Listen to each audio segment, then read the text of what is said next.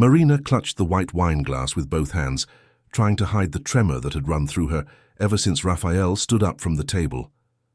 The Ivy restaurant in the Upper East Side remained bustling as if nothing had happened.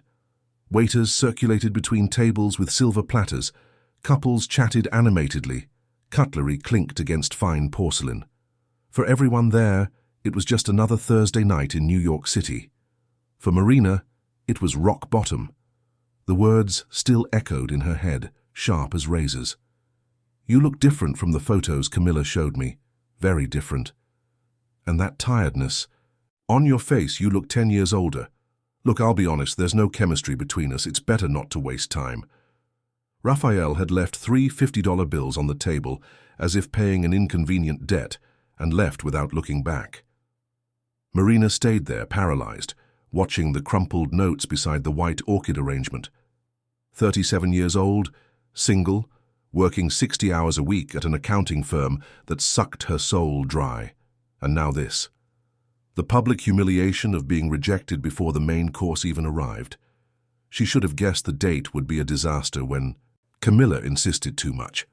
Her college friend, married for 8 years with 2 children and a house in Scarsdale, was constantly trying to set Marina up, as if being single were a disease that needed urgent curing. Raphael was Camilla's husband's cousin, an import business entrepreneur divorced, looking for someone to start over with.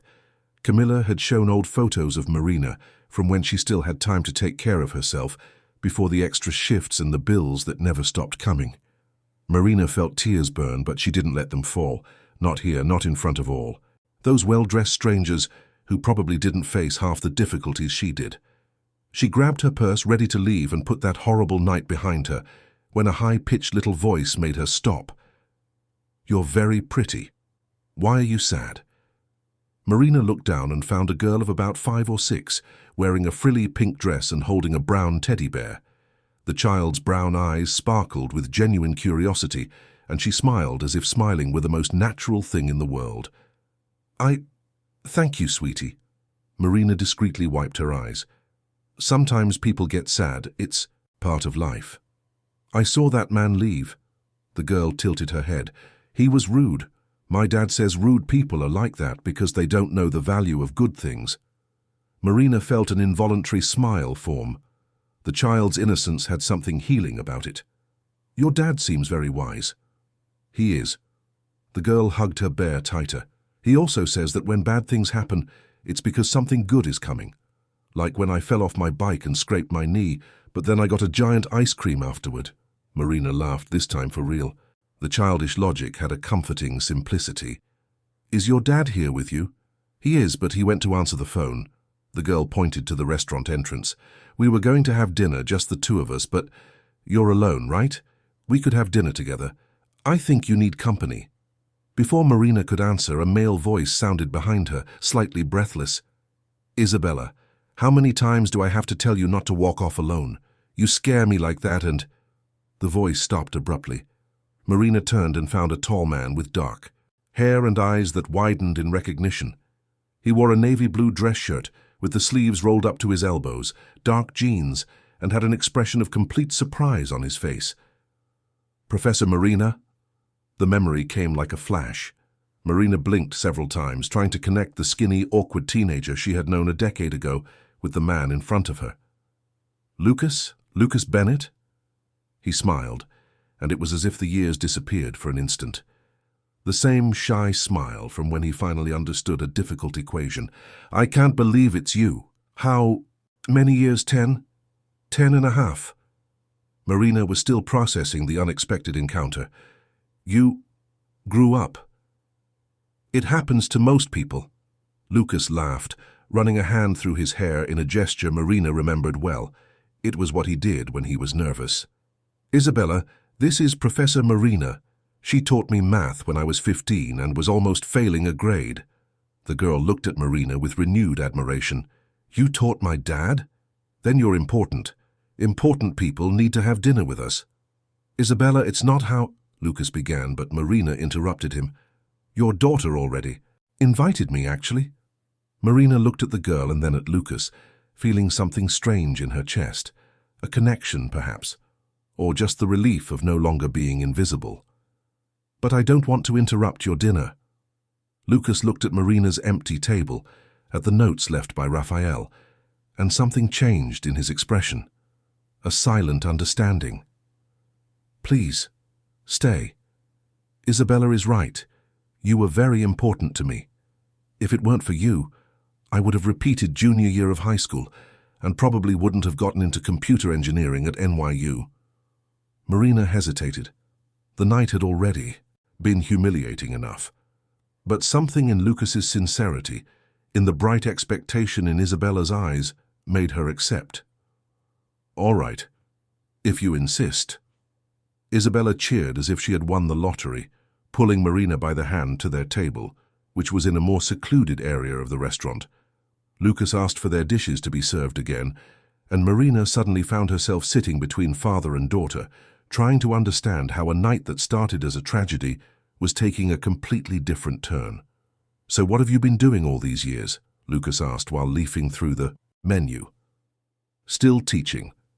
Marina took a sip of water, feeling the weight of the question. "No, I stopped teaching about 7 years ago. I work in an accounting firm now, Human Resources Department." "Really?" Lucas seemed genuinely surprised. "But you were such a good teacher. I remember you had infinite patience. You'd explain things 10 different ways until I understood." "I needed a more stable job." Marina shrugged, trying to seem casual. "Private tutoring doesn't pay the bills properly, you know how it is." Lucas nodded, but she could see he wanted to ask more questions. Instead, he changed the subject. "I finished computer engineering at NYU, worked for a few companies, and 5 years ago, I opened my own tech solutions startup for small businesses. It's been doing well." Marina looked at him with genuine admiration. "That's incredible, Lucas. I always knew you'd go far. Once you finally clicked with math, there was no stopping you." Isabella tugged Marina's sleeve. "My dad is very smart. He invented an app that helps people not lose money. He simplified it a lot, but that's basically it." Lucas laughed, affectionately stroking his daughter's hair. "And you, Isabella? Tell Professor Marina what you're learning in school." The girl began to talk animatedly about her classes, about her friends, about a butterfly drawing she had made that her teacher put on the bulletin board. Marina listened with genuine attention, asking questions, smiling at the stories. It was comforting to be there, participating in something so normal, so human, after feeling disposable minutes before. Dinner proceeded surprisingly pleasantly. Lucas talked about the challenges of entrepreneurship in the United States, about the projects he was developing, about how technology was changing the market. Marina spoke about the difficulties of the administrative sector, about how she missed the direct contact with people that teaching provided. Isabella interspersed the conversation with innocent comments and insightful observations that made both adults laugh. It was only when Isabella asked to go to the restroom and Lucas accompanied her to the door that Marina had a moment to process everything. She had arrived there devastated, feeling ugly and inadequate, and now she was having dinner with a former student who had become an interesting man and his adorable daughter. Life had such ironies. Lucas returned and sat down, remaining silent for a moment before speaking. "I'm sorry if I'm being nosy, but the guy who was with you earlier tonight, he left pretty quickly." Marina felt a blush creep up her neck. "Blind date that didn't work out. Very much didn't work out." "His loss," Lucas said simply, and something in the way he looked at her made Marina's heart quicken slightly. "You were always amazing, Professor. Patient, dedicated, funny. I remember you could even make a logarithm class interesting." Marina laughed, but tears threatened to return. "Thank you, Lucas. I needed to hear that today." He reached his hand across the table and, after hesitating for a fraction of a second, lightly touched hers. "Glad Isabella decided to butt in then." Isabella ran back, smiling as if she knew some secret. "Are you happy now? Everyone's smiling." "We are," Marina confirmed, looking at the girl and then at Lucas. "Very happy." When the night ended, it was past 10 o'clock. Isabella was dozing, leaning against Lucas, who insisted on calling a rideshare car for Marina. While they waited at the restaurant entrance, He took out his phone. "Can I have your number? It would be nice for us to reconnect. Maybe grab coffee more calmly, talk about old times." Marina typed her number into his phone, feeling something she hadn't felt in a long time: hope. "I'd love that." And so, as the car arrived and she said goodbye to Lucas and little Isabella, Marina realized that perhaps the girl was right. Perhaps bad things really did happen so that good things could come. And maybe, just maybe, something good was just beginning. The message arrived the next day, while Marina was on her lunch break, mechanically chewing a cheese sandwich in the office pantry. "It was good to see you again yesterday. Isabella can't stop talking about the pretty professor who had dinner with us. She wants to know if you like parks. Lucas." Marina reread the message 3 times before replying, a silly smile forming on her face. Sonia, her co-worker, noticed immediately. "Who is it? You're blushing?" "Nobody." Marina quickly put her phone away, but the smile remained. In the following days, the messages became constant.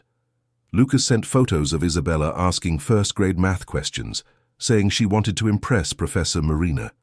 Marina replied with tips on how to explain basic concepts in a fun way. They talked about everything: how New York City had changed in the last decade, the TV shows they watched, the pressure of work and the small pleasures of everyday life. A week after the encounter at the Ivy, Lucas called. He didn't text, he actually called, and his voice sounded different over the phone, closer, more intimate. "So about that park Isabella mentioned, are you free Saturday afternoon?" Marina mentally checked her agenda, which consisted of doing laundry and watching some TV series. "I am." "Great. I was thinking of taking Isabella to Central Park. She loves riding her bike there. Would you like to come with us?" Marina hesitated for just a second. It wouldn't be like a romantic date, it would be something more relaxed, familial, and maybe that was exactly what she needed. "I'd love to go." Saturday dawned with a rare blue sky in New York City, not a cloud in sight. Marina changed her clothes 3 times before settling on jeans, a simple white blouse and sneakers. Nothing too elaborate, but not sloppy either. When she arrived at the main gate of Central Park, Lucas and Isabella were already there. The girl wore a pink helmet with unicorn designs and held the handlebars of a small bicycle decorated with colorful ribbons. "Marina!" Isabella waved animatedly. "You came! My dad said you might not come, but I said you would." Lucas rolled his eyes, but he was smiling. "I didn't say she wouldn't come. I said she might be busy. Those are different things." Marina approached, feeling immediately at ease. "I'd never miss the chance to see Isabella ride her bike. Are you good at it?"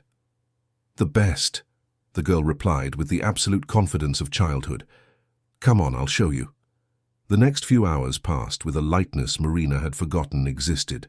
They walked along the park's tree-lined paths, Isabella cycling ahead, stopping occasionally to show off a cute dog or an interesting tree. Lucas and Marina talked side by side, and the conversation flowed with surprising ease. At one point, while Isabella stopped for water, Lucas looked at Marina with a serious expression. "Can I ask you something? It's personal, but you can say you don't want to answer if it's uncomfortable." "You can ask." "Why did you stop teaching?" Lucas was genuinely curious. "I'm not judging, I just want to understand. You were passionate about teaching." Marina sighed, watching Isabella play with other children near the fountain. "My father got sick 8 years ago, cancer.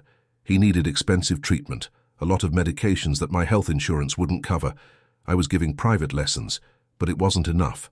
I needed a fixed salary, benefits, stability, so I took the job at the firm. It pays the bills, you know. It's not exciting, but it's secure." "And your father?" "He recovered, thank God." Marina smiled sadly.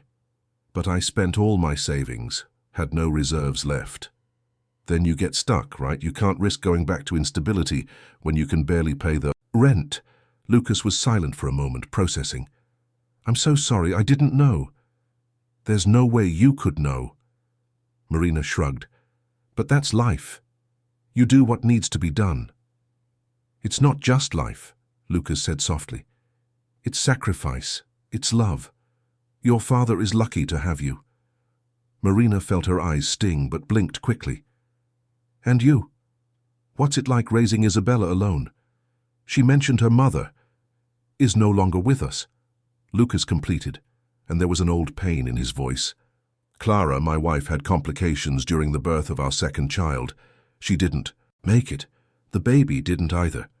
Isabella was only 6 months old. Marina felt her heart clench. Lucas, I'm so sorry. I didn't know. I wouldn't have asked if... It's okay. It's been almost 6 years. Lucas looked at his daughter with such intense love that Marina felt a pang in her chest. It was the darkest period of my life.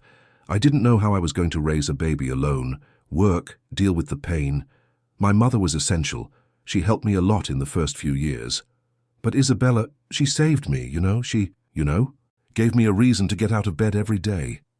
She's incredible, Marina said sincerely. You've done a wonderful job with her. I try. Lucas smiled slightly. But there are days when it's hard.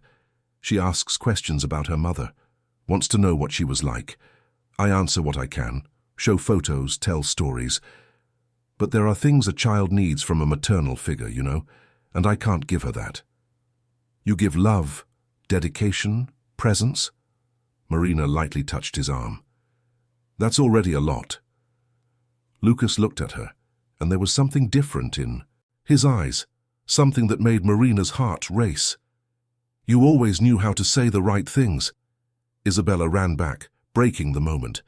Can I go on a paddle boat? Please, please, please. Lucas laughed. You can, but only if Marina comes with us. I've never been on a paddle boat, Marina admitted. Then today's the day. Isabella grabbed Marina's hand and pulled her towards the lake. Come on, it'll be fun. And it was. The three got into the blue and pink paddle boat, with Isabella sitting between the two adults, laughing every time the boat rocked. Marina pedaled, Lucas pedaled, and Isabella sang children's songs she had learned at school. It was simple, uncomplicated, and Marina couldn't remember the last time she had felt so light. As the sun began to set, painting the sky orange and pink, they stopped at a snack bar for acai bowls.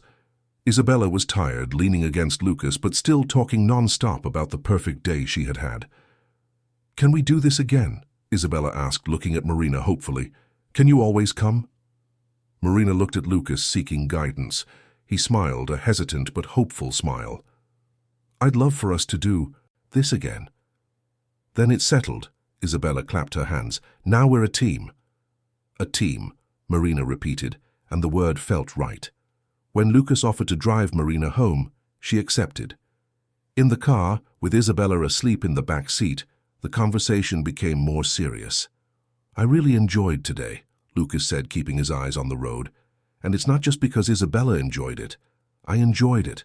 Being with you, talking, I don't know, feeling like I'm not alone in this. I enjoyed it too, Marina admitted.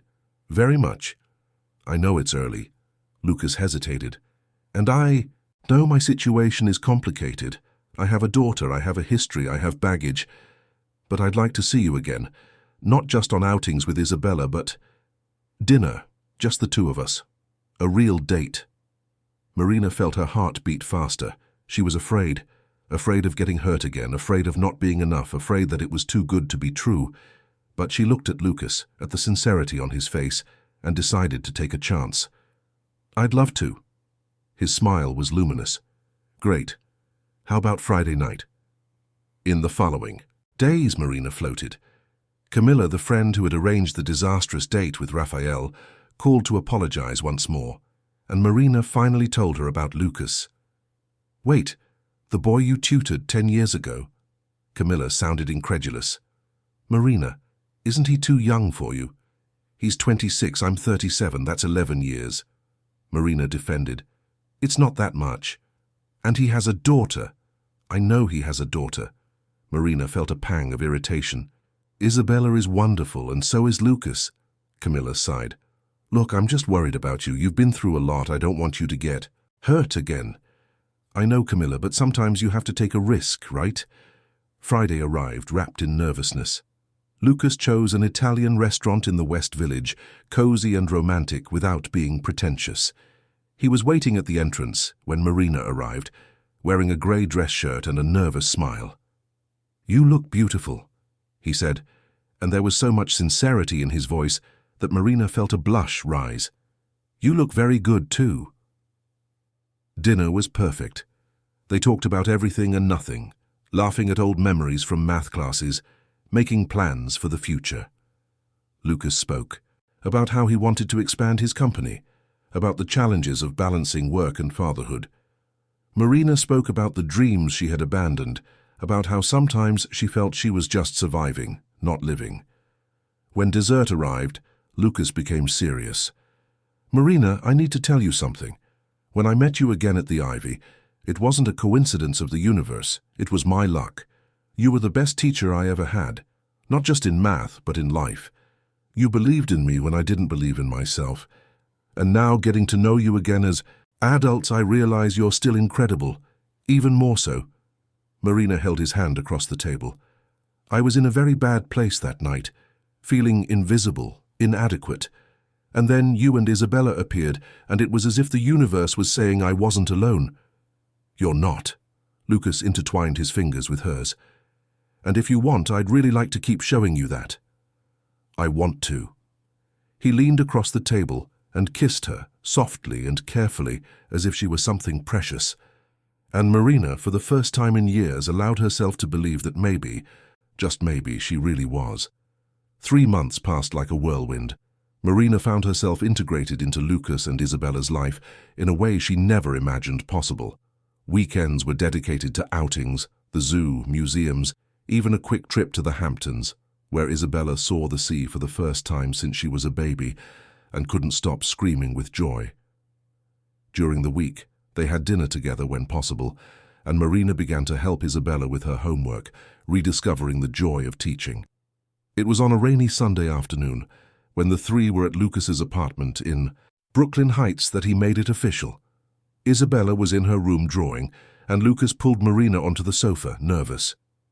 "I know it's fast," he began, holding her hands, "but I'm sure. You've become essential to me, to us. I want us to really date. I want you to meet my family, my friends. I want this to be official." Marina felt tears come, but they were tears of happiness.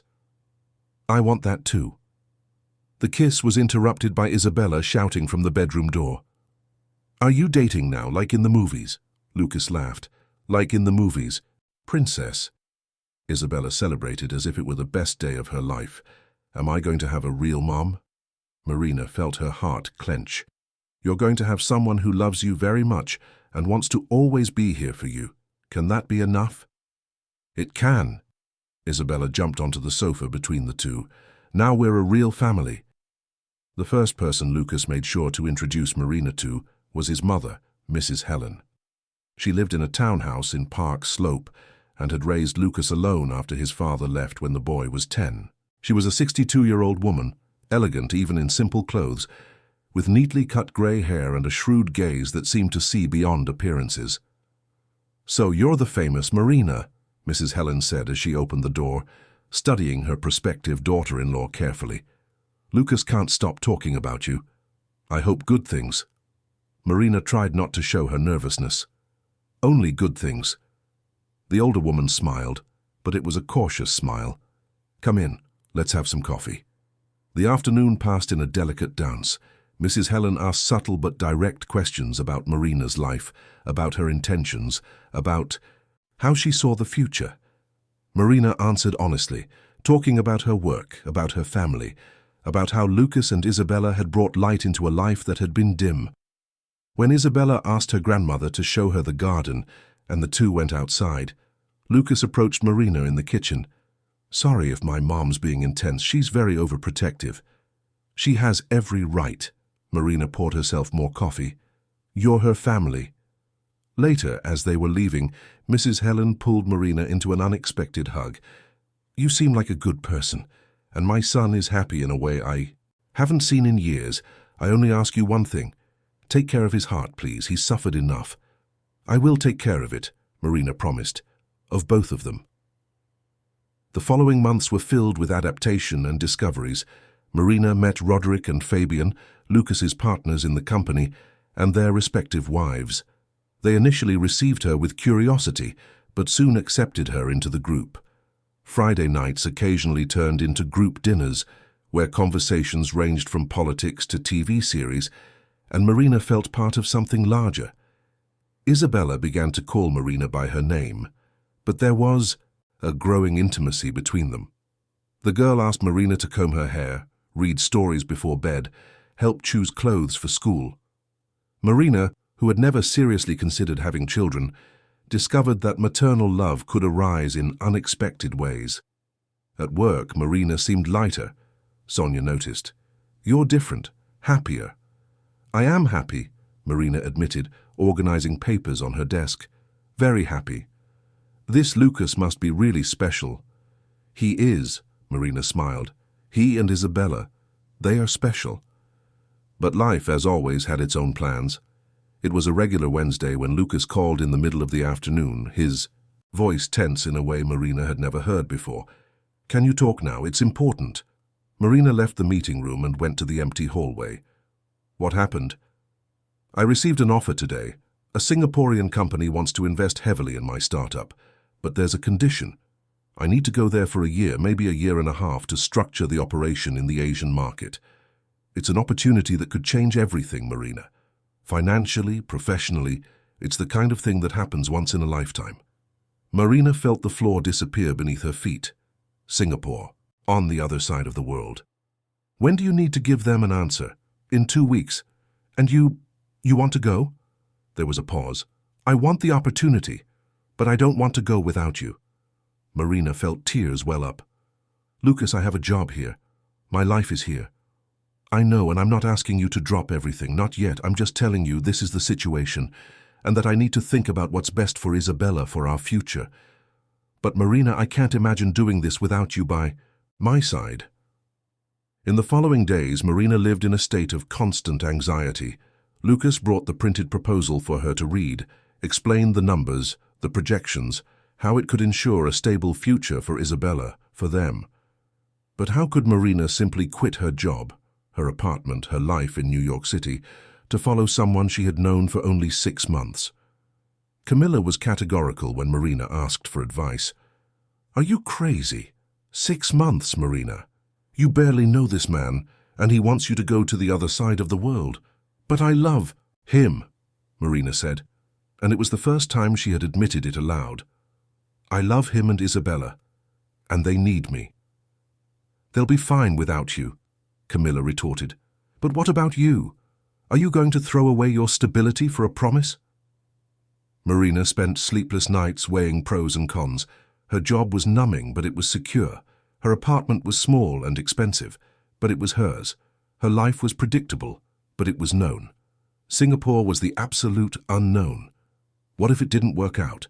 What if Lucas realized she wasn't enough? What if Isabella missed her grandmother, her friends, her language? It was Isabella who unknowingly made the decision for her.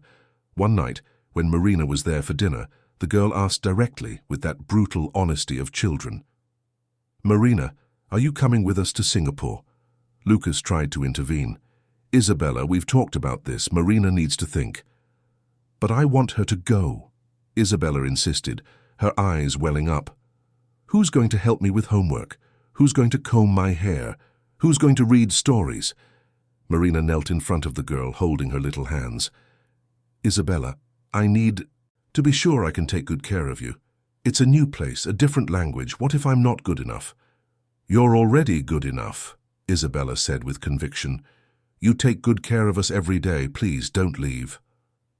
That night, after Isabella fell asleep, Marina and Lucas talked for hours. He didn't pressure her, didn't make empty promises. He just held her hand and said, "If you go, I'll do everything to make sure you don't regret it. If you stay, I'll understand. But know that I love you, and Isabella loves you, and we want you with us no matter where it is." Marina looked at him, at the man who had been a confused boy in math class and was now her safe harbor. She thought about the life she had in New York City, the routine that suffocated her, the days that repeated without purpose, and she thought about the possibility of something different, scary, but vibrant. "I'm going," Marina said, and it was as if a weight lifted from her shoulders. "I'm going with you." Lucas's smile was the most beautiful thing she had ever seen. He pulled her into a tight hug, and she could feel his heart beating strongly against hers. "Are you sure?" "I am," Marina confirmed. "I don't know what will happen there, but I know I want to be with you. That's enough for me." The next 2 weeks were a whirlwind of decisions. Marina resigned from her job, causing shock among her colleagues. Sonia tried to convince her to just take an unpaid leave, but Marina refused. If she was going to do this, she was going to do it right, with no escape plans. She put her apartment up for rent, stored most of her furniture in a small storage unit, and took only the essentials. Her mother, who lived upstate, cried on the phone but eventually gave her blessing. Her father, always practical, simply said, "If that's what makes you happy, daughter, then go." Camilla showed up on the last day before the trip, bringing a small suitcase as a gift. "I still think you're crazy," she said, but hugged Marina tightly. "But I hope you're right. And if you need anything, if it goes wrong, you call me and I'll arrange a ticket back, okay?" "Okay," Marina promised, "but it won't go wrong. I have a good feeling." The night before the flight, Mrs. Helen organized a farewell dinner. All of Lucas's family, friends, and even some of Marina's colleagues from the office were there. It was emotional and joyful at the same time, with people wishing them luck and making jokes about Asian food. When everyone had left and only Lucas, Marina, Isabella, and Mrs. Helen remained, the older woman pulled Marina aside. "Do you know what you're doing?" Mrs. Helen asked, but there was no judgment in her voice, only genuine concern. "Honestly? No," Marina admitted. "But I know I love your son and your granddaughter, and that seems like enough to start." Mrs. Helen smiled, her eyes shining. "Then you'll be fine. Take care of them, Marina, and let them take care of you too." "I promise." The flight to Singapore lasted 26 hours with a layover in Doha. Isabella slept most of the time, nestled between Marina and Lucas, while the two adults watched movies and talked in low voices about what awaited them. Marina felt a mixture of excitement and terror. She was really doing it, leaving everything behind for love, for hope, for a chance at something different. When the plane finally landed at Changi Airport, it was already night in Singapore, but morning on their biological clocks.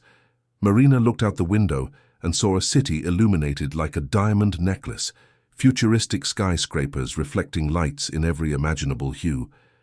"It's beautiful," Isabella murmured, sleepy but impressed.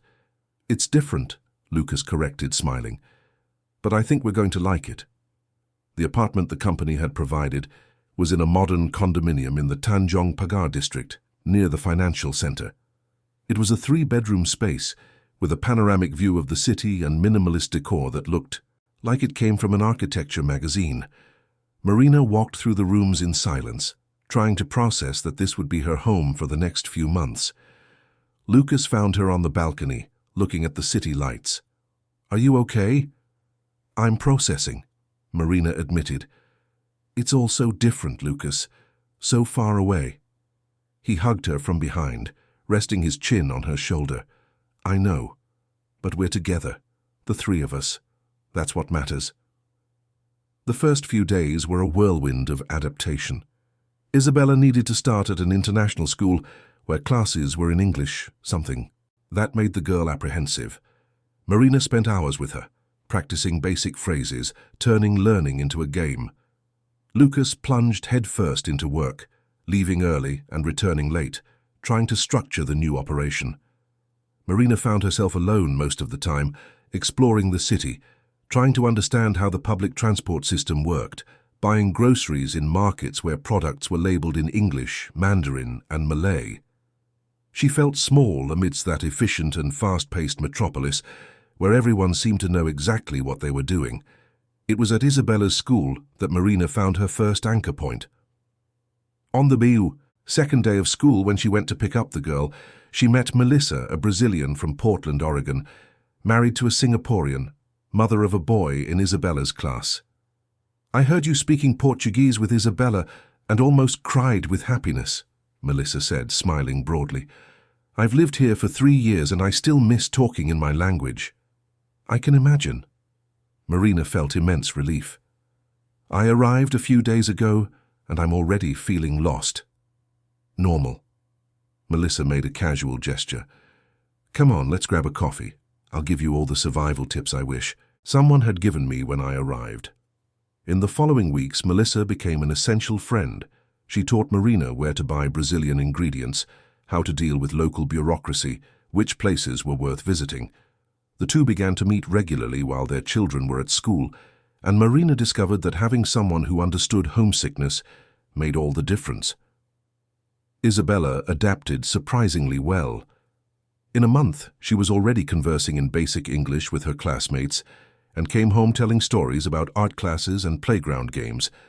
Marina helped with homework, using the opportunity to improve her own English. Lucas worked tirelessly. He left before 7 in the morning and often only returned after 9 at night. Marina understood the pressure, knew that this opportunity was crucial, but she missed him. She missed the lightness they had in New York City, the quiet dinners, the unhurried conversations. One night when Lucas arrived especially late and exhausted, Marina was waiting for him awake in the living room. They needed to talk. "You're working yourself to death," she said directly. "Lucas, I barely see you." He ran his hands over his face, tired. "I know. I'm sorry. It's just, there's so much to do, so many decisions to make. I can't disappoint." "You won't disappoint anyone if you take one night to have dinner with your family." Lucas looked at her, and there was guilt in his eyes. "Are you regretting it? Coming here?" "No." Marina approached, taking his hands. "But I came to be with you, not to be a single mother in another country. Isabella needs you. I need you." From that conversation, Lucas made a conscious effort to balance things. He still worked hard, but reserved weekends for his family. They explored the city together, the gardens by the bay with their giant artificial trees, the Singapore Zoo where Isabella was fascinated by the orangutans, the Marina Bay sands where they took photos with the city in the background. It was on one of these outings, on a sunny Sunday on Sentosa Island, that Lucas stopped in the middle of the beach and looked at Marina with an intensity she hadn't seen in weeks. "I love you," he said, simple and direct. "I know I haven't said it enough with the chaos of work, but I love you. And I'm grateful every day that you're here." Marina felt tears come. "I love you too, and I don't regret coming even on the difficult days." They kissed there, with Isabella playing in the sand a few feet away, and Marina knew she had made the right choice. The months passed. Marina began to give private Portuguese lessons to Brazilian expats living in Singapore, which gave her a purpose beyond caring for Isabella and the house. It was comforting to teach again, to use that skill she had left dormant for so long. Her students were executives, spouses of diplomats, young professionals, and each class reminded her how much she loved that work. Lucas noticed the change in her. "You're glowing again," he commented one night while they were having dinner at home. "Just like you were when I met you 10 years ago." "I'm feeling useful," Marina admitted. "The classes remind me of who I was before I got lost in the accounting office." "You never got lost," Lucas corrected. "You were just waiting for the right time to find yourself again." Marina also created a routine with Isabella that became sacred. Every night after dinner they would sit together to read. Sometimes they were children's stories in Portuguese, sometimes English books that helped Isabella improve the language. The girl would snuggle against Marina, and in those moments, Marina felt that she had truly become a mother, even without having given birth to that child. It was on one of those nights that Isabella asked a question that paralyzed Marina. "Marina, do you think my mom in heaven is sad that you're taking care of me?" Marina felt her heart clench. She looked at the girl, at those brown eyes full of doubt, and chose her words carefully. "Isabella, I think your mom, wherever she is happy to see you loved and cared for. I'm not trying to replace her, no one can do that, but I'm here because I love you and I want to be in your life." "And you'll stay?" Isabella asked, vulnerable. "Even when we go back to the United States?" "I'll stay," Marina promised, and realized it was the most absolute truth she had ever spoken. Always. The second half of the year in Singapore brought more stability. Lucas managed to delegate more tasks, which meant fewer hours at the office. They developed a routine that worked. Breakfast together, Lucas taking Isabella to school before work, Marina picking her up in the afternoon. Family dinners at least 4 nights a week. Marina made friends beyond Melissa. She met other mothers at school, participated in expat groups, even started attending a local cooking class where she learned to make Singaporean dishes that Lucas loved. On an especially beautiful night, after putting Isabella to bed, Lucas led Marina to the balcony. The city sparkled below them, and the air was surprisingly cool. "I've been thinking a lot," Lucas began, nervous. "About us, about the future, about everything." Marina felt her heart quicken.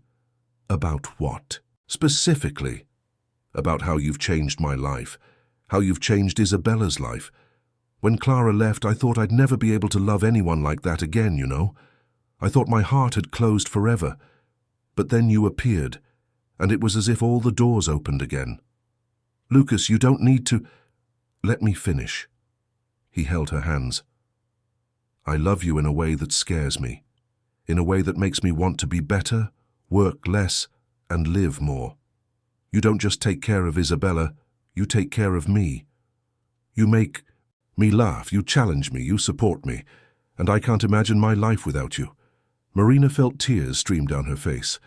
"I can't imagine my life without you either." "Then don't imagine it." Lucas pulled her into a deep kiss, and Marina lost herself in it in that moment, in that unspoken promise of forever. The remaining months of the contract passed too quickly. Marina found herself sad at the thought of leaving Singapore, a city that initially scared her, but now held precious memories. She said goodbye to Melissa with promises to stay in touch to her Portuguese students, to her friends from the cooking group. In the last week, Lucas became especially thoughtful. Marina asked if he was worried about returning, about reintegrating into the United States, but he always changed the subject. On the eve of the return trip, after all the suitcases were packed and Isabella finally asleep after hours of excitement, Lucas sat with Marina on the empty living room sofa. "Do you regret it?" he asked. "Coming here, leaving everything?" Marina pondered the question, truly considered it. "No, not for a second. This year has been the best of my life. I gained a family, Lucas. I gained purpose. I gained love. How could I regret it?" He smiled, relieved. "I was afraid you'd feel like you wasted time." "Wasted time is what I spent the last few years in New York City, doing a job I hated, living an empty life. Here, even with the challenges, I truly lived." Lucas kissed her forehead, and Marina didn't realize he was keeping a secret that would change everything the next morning. The flight back to the United States was marked by a mix of anticipation and melancholy. Isabella chattered animatedly about seeing her grandmother again, going back to her old school, showing her friends everything she had learned in Singapore. Lucas answered work messages on his phone, already organizing the transition back to the American office. Marina looked out the window, watching the clouds, and wondered what it would be like to resume life in New York City after everything they had lived through. Mrs. Helen was waiting for them at JFK Airport with a handwritten sign, "Welcome back, my loves." Isabella ran into her grandmother's arms, and the two hugged for long minutes, crying with happiness. Mrs. Helen then hugged Lucas and, finally, Marina, whispering in her ear, "Thank you for taking care of them." The apartment in Brooklyn Heights was exactly as they had left it. Mrs. Helen had hired someone to clean everything in the days before, so it smelled of lavender and cleanliness. Isabella ran to her room, checking if her toys were still in the right places, shouting discoveries every second. "Everything's the same," Marina commented, putting the suitcases in the living room. "But we're not," Lucas replied, pulling her by the waist. "We came back different." In the following days, the readjustment was smoother than Marina expected. Isabella returned to her old school, welcomed like a celebrity by classmates curious about Singapore. Lucas resumed command of the company, which had been managed by Roderick and Fabian during his absence and was in excellent condition. Marina found herself in a strange position. She no longer had a job, no longer had her old apartment, which was now rented to someone else, and technically lived with Lucas, without it having been officially discussed. It was Mrs. Helen who brought the matter up. At a Sunday lunch at her house when Isabella was playing in the garden, the older woman looked at her son and Marina with that direct way that characterized her.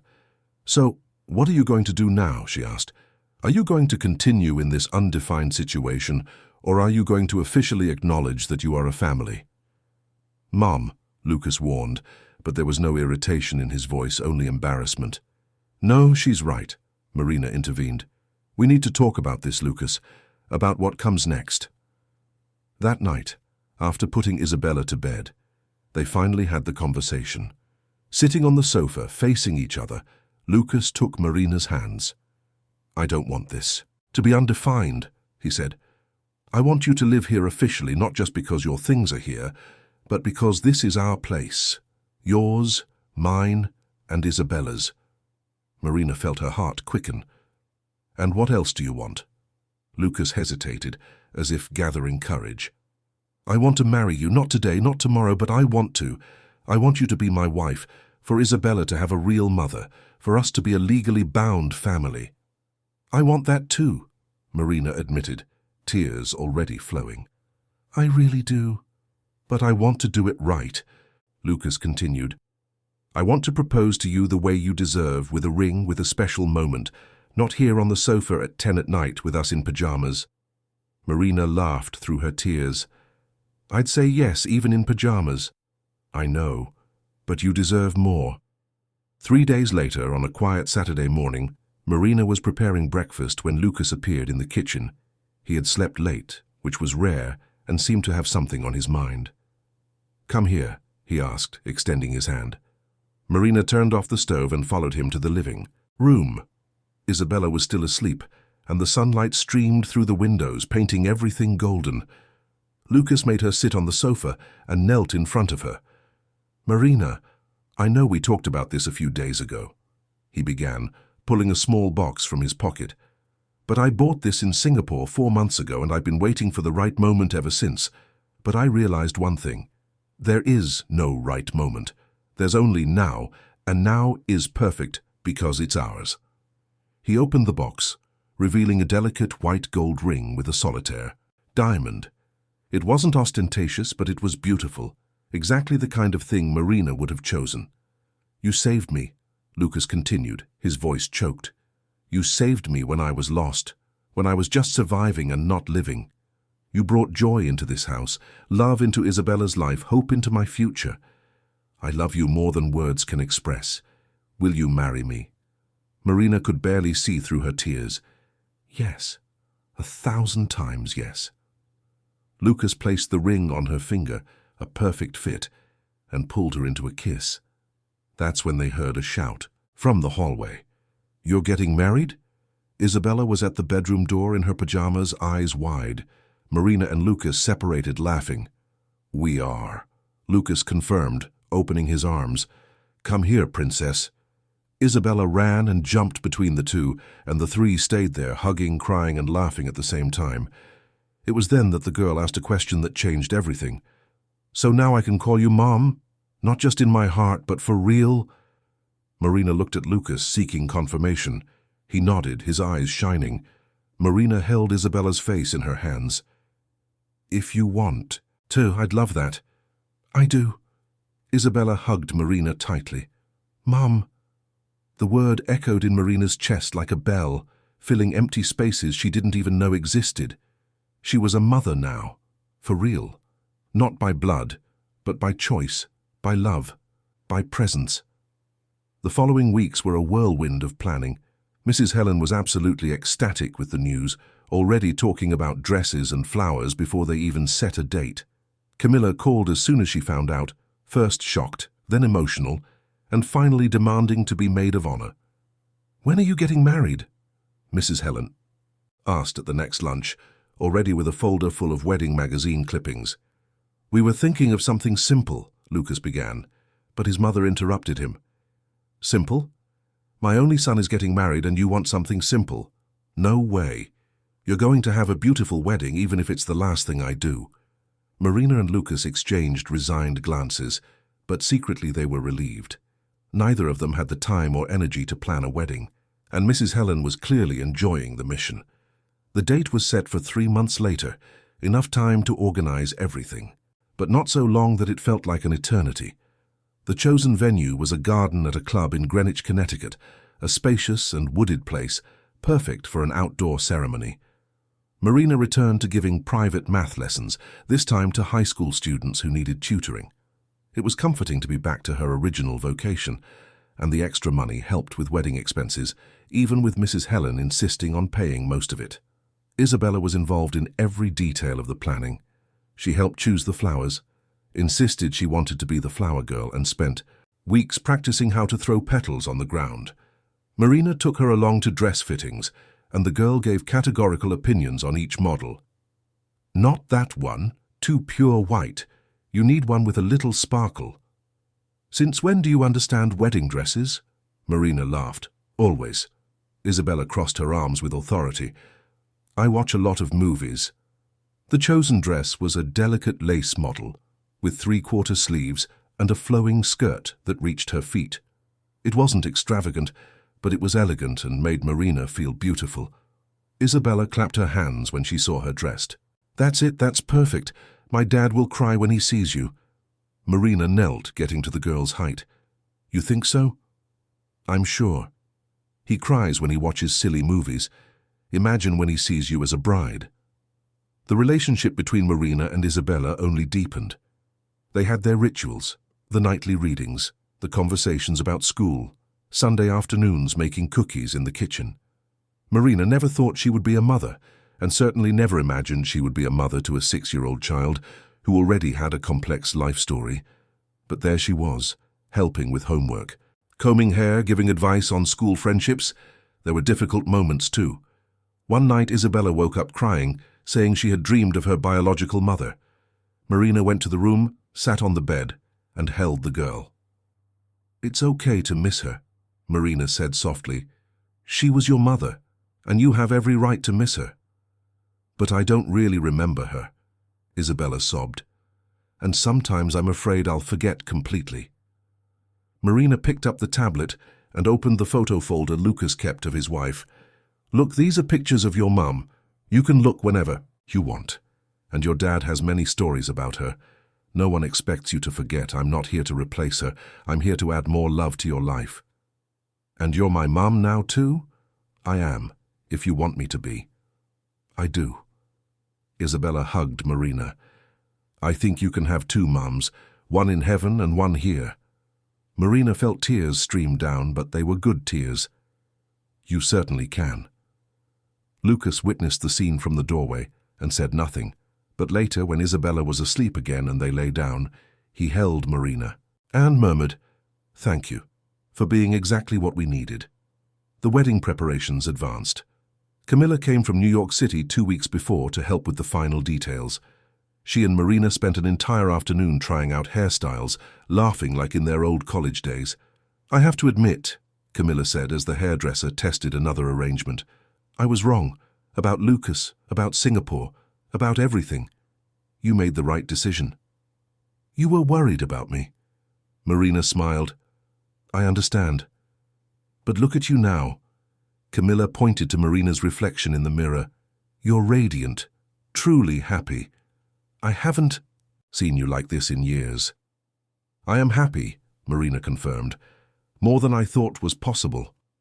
Roderick and Fabian organized a bachelor party barbecue for Lucas, but nothing too exaggerated, just close friends and a lot of meat.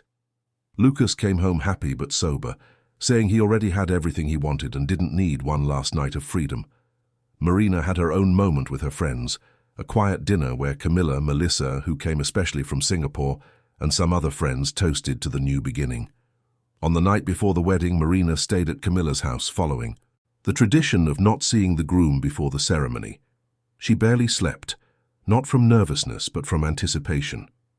Tomorrow she would become a wife, a mother, an official part of a family she chose, and that chose her back. Camilla entered the guest room in the early hours, finding Marina awake. "Are you okay?" "I'm great," Marina smiled, just eager for it to arrive. "Tomorrow, your life changes forever." "My life has already changed," Marina corrected.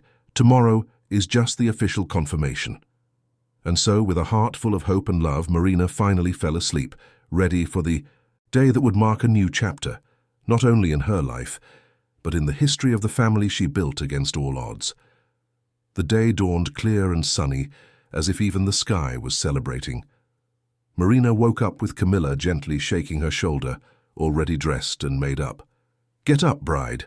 Today's your big day." Marina stretched, feeling butterflies in her stomach. "What time is it?" 8 in the morning. The ceremony is at 5 in the afternoon. We have plenty of time, but your future mother-in-law has already called 3 times asking if you were awake." Marina laughed. Mrs. Helen was more nervous than she was. The woman had taken on the role of chief wedding coordinator, and Marina was grateful for it. Without her, they would probably be having a civil ceremony with 2 witnesses. The day passed in a sequence of meticulous preparations. First, a light breakfast because the dress was fitted. Then, the beauty salon where Marina, Camilla, Melissa, and even Isabella were pampered for hours. The girl was radiant, wearing a light pink dress that matched the flowers she would carry, and couldn't stop twirling in front of the mirror. Pretty, Mom?" Isabella asked, and each time she said that word, Marina's heart skipped a beat. "You're beautiful, my love. Dad will cry when he sees us." "He certainly will." Marina smiled, feeling her own eyes well up. "Hey, no crying yet," the makeup artist warned. "Otherwise I'll have to redo everything." At 4 in the afternoon, Marina was ready. The dress fit perfectly. Her hair was styled in a romantic low bun with a few loose strands framing her face, and her makeup enhanced her eyes in a way that made her look like a different person. A radiant, confident, happy person. Camilla wiped a tear. "You're perfect. Lucas won't be able to handle it." "Let's go before I have a nervous breakdown," Marina joked, but her hands trembled slightly. The club garden was transformed. Rows of white chairs on each side of an aisle covered with petals, arches of white and green flowers on the sides, and at the back, under a pergola decorated with hydrangeas and roses, stood Lucas. Marina saw him from afar, and the world seemed to stop. He wore a navy blue suit that accentuated his eyes, was clean-shaven, and had an adorable nervousness in his posture. Roderick and Fabian stood beside him as groomsmen, and Mrs. Helen, seated in the first row, was already crying. The music began. Isabella entered first, throwing petals with the seriousness of someone performing an important mission, and the guests gasped in admiration. Then it was Marina's turn, walking alone because her father couldn't attend due to health issues, but she didn't mind. That walk was hers, her choice, her moment. Each step brought her closer to Lucas, and she saw the exact moment he saw her. His eyes widened, his mouth opened slightly, and then tears began to fall. Roderick patted him on the back, but Lucas was completely lost, just looking at Marina as if she were the most precious thing in the world. When Marina finally reached the altar, Lucas quickly wiped his tears and took her hands, squeezing them tight. "You're," he began, but his voice failed. "You're unbelievable." "You too." Marina smiled, feeling her own tears threaten. The officiant, a family friend, chosen by Mrs. Helen, began the ceremony. He spoke about love, about family, about choices and commitments, but Marina barely listened. She was lost in Lucas's eyes, in the way he looked at her as if she were a miracle. It was time for the vows. Lucas went first, pulling a crumpled paper from his pocket. "Marina, I wrote and rewrote this about 50 times, but nothing seemed enough," he began, his voice choked. "How do I put into words what you mean to me? You came into my life when I was just surviving, when I had forgotten how to truly live. You brought light, you brought laughter, you brought hope. You loved my daughter, as if she were your own, without hesitation, without conditions. You left everything, your whole life, to come with me to the other side of the world based only on the promise that we would be together. That is courage, that is love, and I promise to spend the rest of my life striving to be worthy of it. I love you more than words can say, and I am the luckiest man in the world for you to be here today." Half the guests were already crying, including Camilla, who was discreetly trying to wipe her tears with a tissue. Marina took a deep breath, trying to maintain her composure. "I won't be able to top that," she joked, and everyone laughed. "Lucas, when you were a teenager lost in quadratic equations, I never imagined that years later you would be my safe harbor.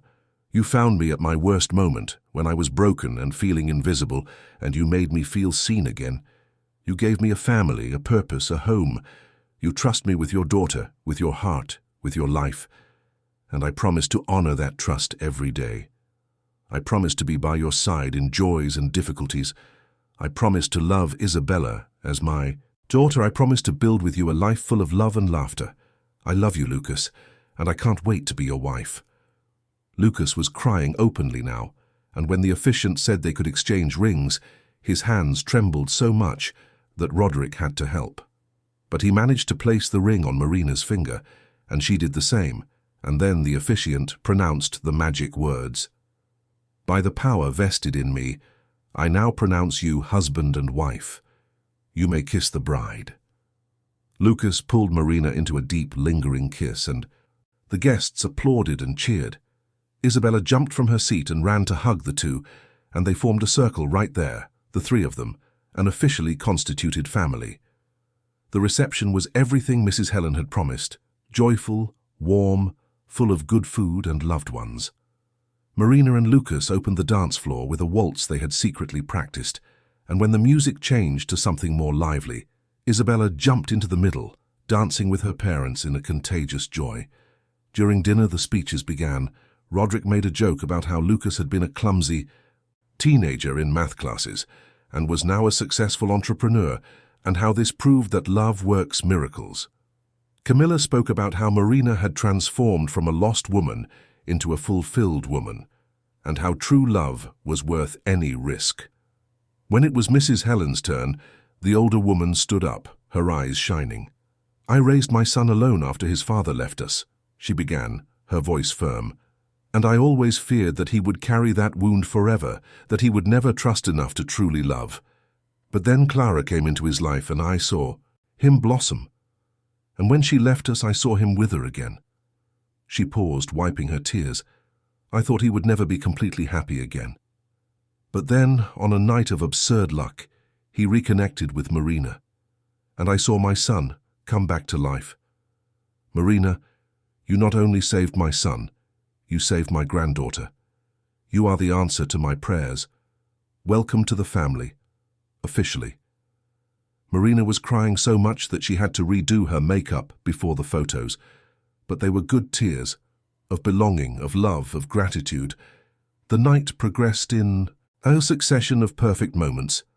The 3-tier cake that Isabella insisted on helping to cut, Marina's dance with Lucas to a slow song while he whispered promises in her ear, the moment Isabella fell asleep on Mrs. Helen's lap, but refused to go home because she wanted to see everything.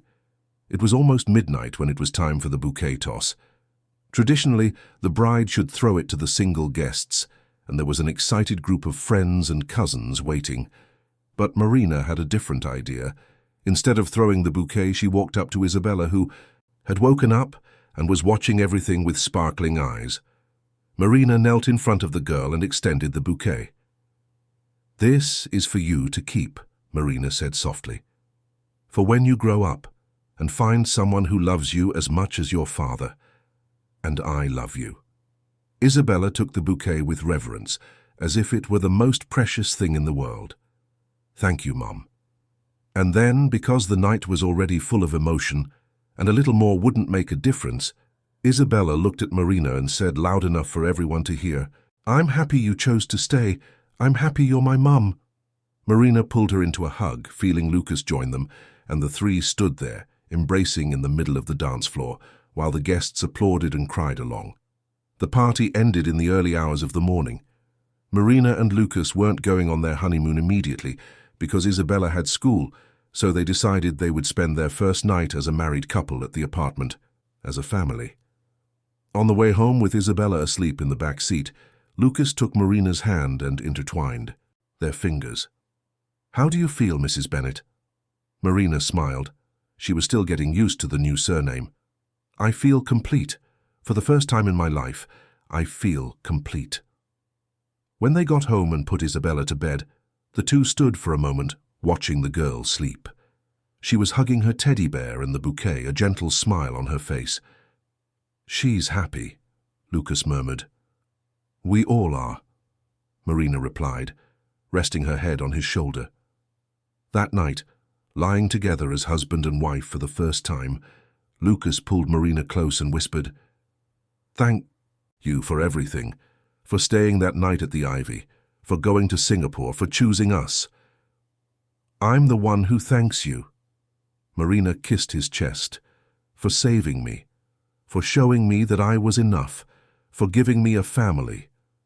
"You were always enough," Lucas corrected. "You just needed someone to remind you of that." And so, in the quiet of the night, Marina thought about how strange and wonderful life was.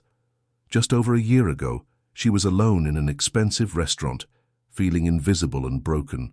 And now she was there, married, a mother, loved, in a home that was truly hers. She remembered Isabella's words that first night. "Bad things sometimes happen because something good is coming." The girl was right. The humiliation, the rejection, the pain, everything had been necessary to lead her to that moment, to that family, to that love. Marina closed her eyes, feeling Lucas's breath regularize in sleep, hearing the soft sound of Isabella stirring in the next room, and knew with absolute certainty that she had found her place in the world. There was no more fear, no more doubt. There was only love, commitment, and the promise of all the days to come. And when sleep finally came, Marina dreamed of the future, of family breakfast mornings, of Isabella's birthdays, of vacation trips, of quiet nights on the sofa. She dreamed of a life both ordinary and extraordinary, built on the solid foundation of true love. Because in the end, it didn't matter how the story had begun. It only mattered how it would continue. And Marina, Lucas, and Isabella's story was just beginning. A story of right choices, of risks that were worth taking, of a family formed not by accident but by will, by love, by a conscious decision to be together no matter what.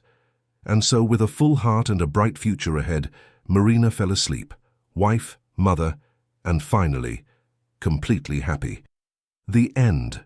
Dear listeners, we hope Marina, Lucas, and Isabella's story has deeply touched your hearts.